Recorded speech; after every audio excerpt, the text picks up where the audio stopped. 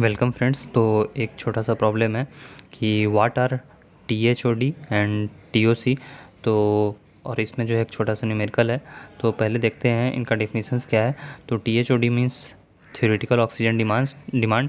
तो theoretical oxygen demand refers to stoichiometrically requirement of oxygen for complete oxidation of compound to in process. यानी कि जो हम लोग स्टोक्योमेट्रिकली जो कैलकुलेट करते हैं, जैसे कि अगर आप रिएक्शन बनाओ और रिएक्शन जैसे बना के जो ऑक्सीजन कैलकुलेट करोगे ये वाला जैसे, तो इससे जो आपको रिएक्शन निकल के रिएक्शन में जो ऑक्सीजन का मोल निकल के आता है उसी को हम लोग जो है वो THOD कहते हैं।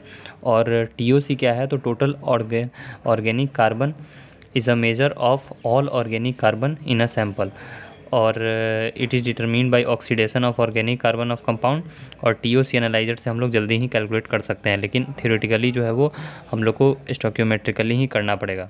ओके, तो अब जो है वो न्यूमेरिकल देखते हैं कि क्या है। तो दिया गया हुआ है कि एक वेस्ट वाटर में जो है वो 150 मिलीग्राम ऑफ इथाइल ग्लाइकोल है, इथाइलिन ग्लाइकोल, और 100 मिलीग्राम ऑफ पर लीटर ऑफ फिनॉल है। तो इसमें जो है वो हमें कैलकुलेट करना है THOD and TOC of the sample. तो पहले THOD निकालते हैं, क्योंकि ये जो है वो जस्ट हमें इक्वेशन लिखना है। ओके, और उसे बैलेंस करना है।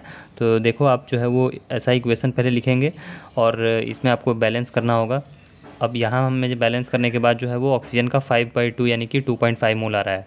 तो हम लोग क्या लिख देंगे कि for 62 gram of C2H6O2 80 gram of O2 is required. तो वैसे ही जो है वो हम लोग कैलकुलेट करते हैं कि 100 मिलीग्राम पर लीटर के लिए कितना रिक्वायर्ड होगा।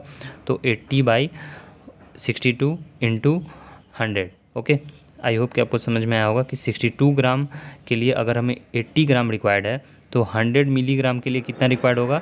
82/60 इंटू 100। ओके, और जो नेक्स्ट प्रॉब्लम है, नेक्स्ट मीन्स कंपाउंड दिया गया है, वो है हमारा यहाँ पे फिनॉल C6H6O। सो इसको जो है वो आप बैलेंस करोगे तो यहाँ पे आ रहा है 7 मोल। तो अब यहाँ पे हम लोग फिर से जो है वो यहाँ एनालिसिस बैठा सकते हैं कि 94 ग्राम के लिए अगर हमें 224 ग्राम ऑफ O2 रिक्वायर्ड है तो 150 ग्राम के लिए हमें कितना रिक्वायर्ड होगा? तो 150 ग्राम के लिए हमें 224 डिवाइडेड बाई 94 इंटू 150 रिक्वायर्ड होगा। ओके, सो यहाँ से हमें निकल जाएगा कि 357 milligram of O2 is required.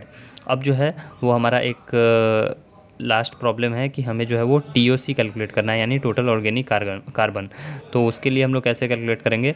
तो उसके लिए आपको टोटल जो कार्बन का मॉलिक्यूलर वेट है, okay, 12 into number of carbon वो मल्टीप्लाई कर they divided by total molecular weight, यानी 94 जो है वो यहाँ पे फिनॉल का मॉलिक्यूलर वेट है तो वो मैंने डिवाइड कर दिया, और न्यूमरेटर में मैंने जो है वो टोटल कार्बन किया, यानी कि 6 इंटू 12 और इंटू 100 किया, क्योंकि 100 जो है वो ml ऑफ 100 मिलीग्राम पर लीटर ऑफ फिनॉल दिया गया हुआ था।